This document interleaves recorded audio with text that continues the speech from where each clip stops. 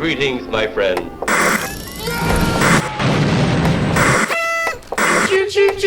Oh, hi there. My name is Prosthetic Vogon Jeffs, and in this video, I'm going to be talking about...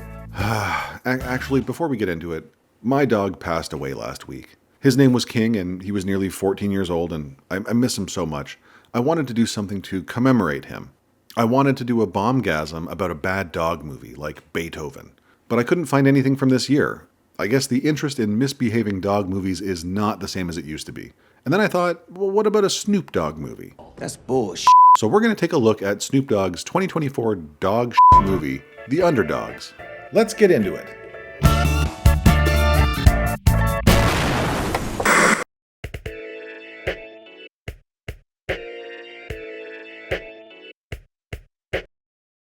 I f***ing hate this f***ing movie.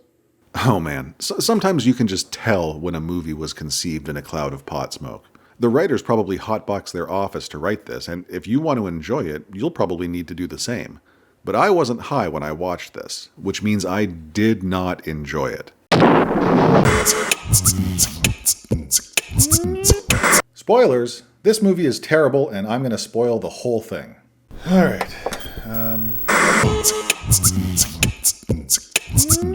Snoop Dogg is Jason 2J's Jennings, a self-centered and washed-up former football star with an unsuccessful podcast, because every movie character in modern cinema has to have a podcast. Y'all make sure y'all hit that subscribe button so quick, so fast. Jason is angry because his agent, and the world at large, have forgotten about him. Jason visits his elusive agent in person and gets a rude awakening. Nobody likes him. Damn! If he's going to get a job as a sports commentator, he's going to need to reform his image.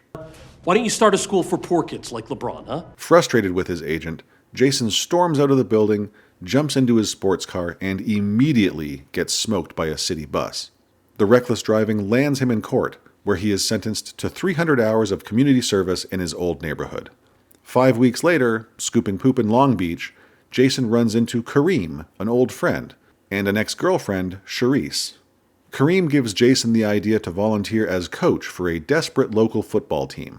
He figures it'll be a great way to earn sympathy and get people to like him again. Unfortunately, during his first game, Jason and the green team are humiliated by sportscaster Chip Collins and his superior team of charity case football players.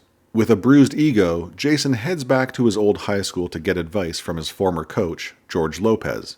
He needs to care about the kids in order to help them, in order to gain their trust and bring the best out of them. He does it, but it's superficial. It's still just an act. He's forced to spend time with the kids, and he tries to impress them by buying them fancy jerseys.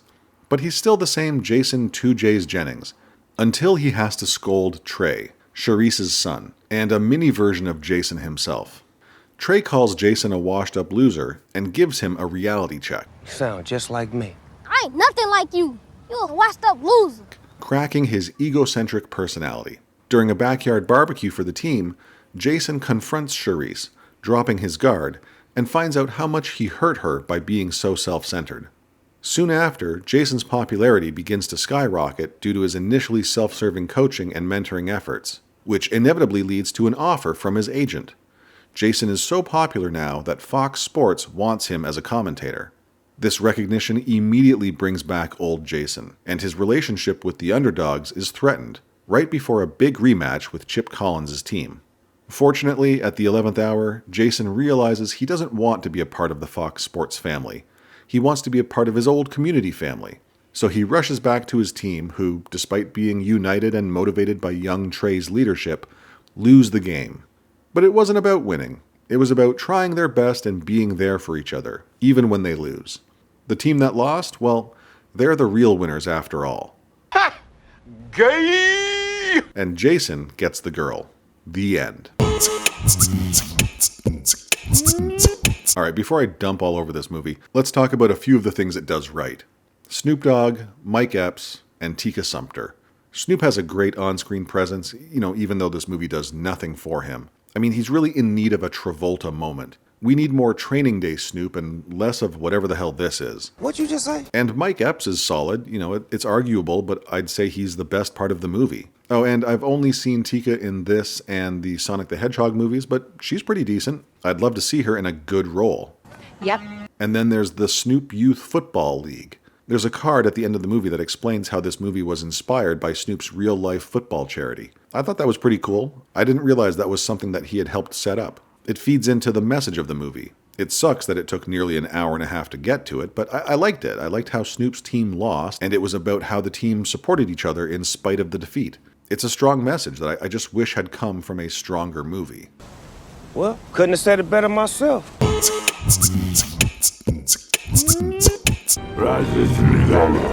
Technically speaking, The Underdoggs is a competent movie.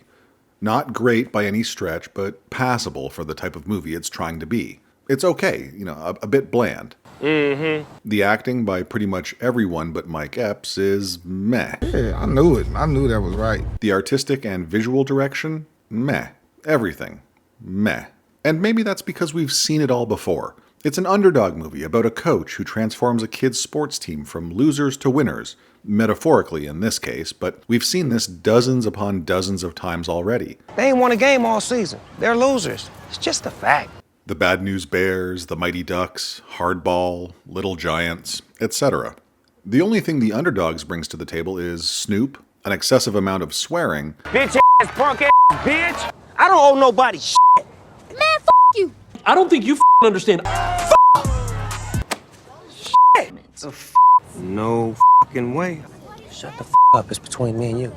Enough with that shit, man. That's all y'all want to talk about is dicks and shit. Shut the up and talk about some girls with cartoons or something.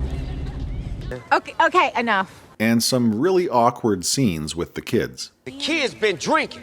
Come on, dog, don't go there. We used to dip our blunts in lighter fluid. That's basically PCP. Don't go there talking about Kareem. There's a very real disconnect when it comes to the world building of the movie.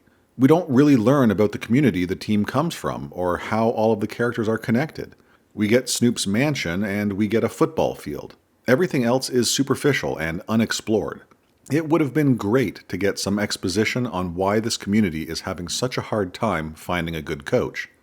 The only character that gets any attention with regards to character development is Jason.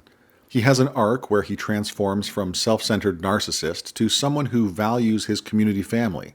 It's not done well, but it's there.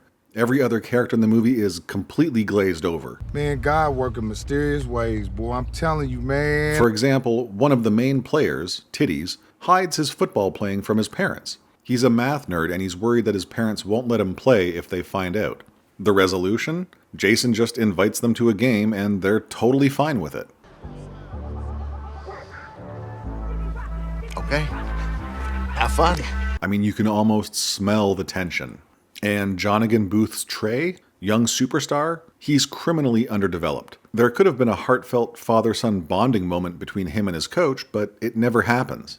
And that's how most of the plot progresses. There are no real hurdles for Coach Jason to overcome. He's a mega narcissist until he isn't. He leaves his team for a TV gig, and they're all let down. But then he comes back, and they're all fine. No worries, Coach. Thankfully, we aren't subjected to this awful mess for longer than needed. It comes in under 90 minutes, and the charisma of the leads makes it pass by without excruciating pain. It's still painful, just not excruciatingly so. And who is the antagonist of the story? You could argue it's Andrew Schultz's Chip Collins, who should stick to comedy and podcasting, to be perfectly honest.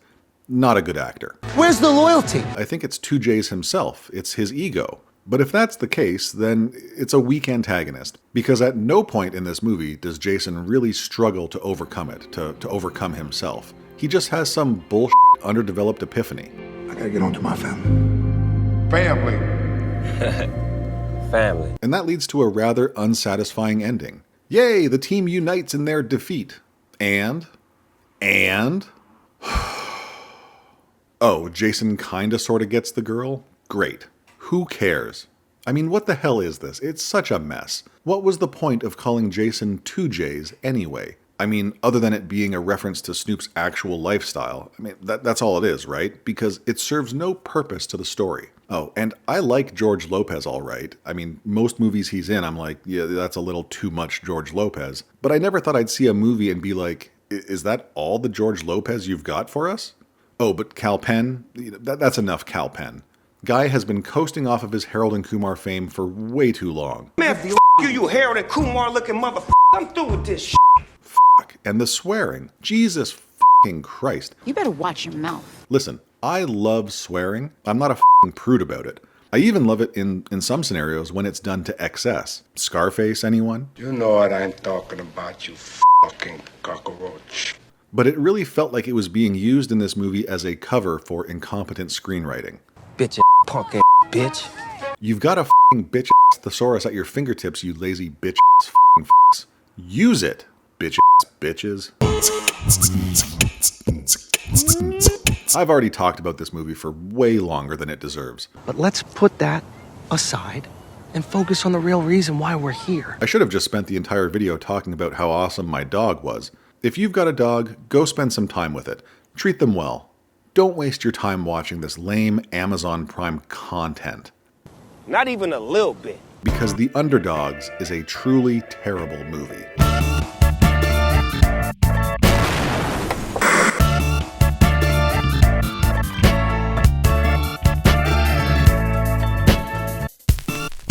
Don't forget to like and subscribe.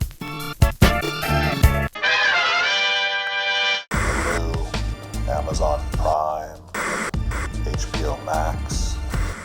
Are you done? Peacock. It's a show. It's a game show that I'm broadcasting from a food truck floating through space. Right. It's not a podcast.